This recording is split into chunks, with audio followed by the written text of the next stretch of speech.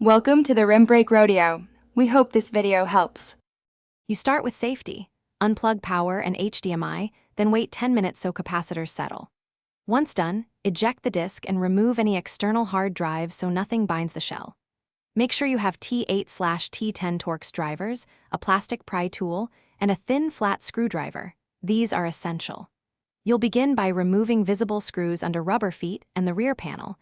This exposes the first set of clips you must release. Do this deliberately. Force here breaks tabs.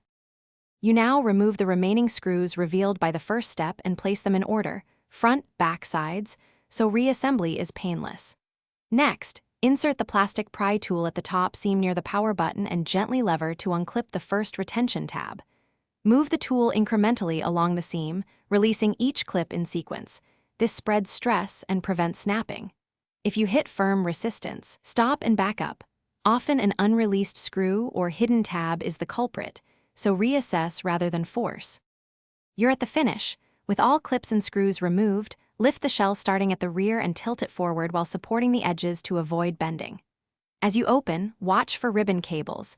Disconnect them slowly by lifting connectors and note their orientation for reassembly. If the shell refuses to move, don't force it. Double-check for missed screws or a stubborn tab.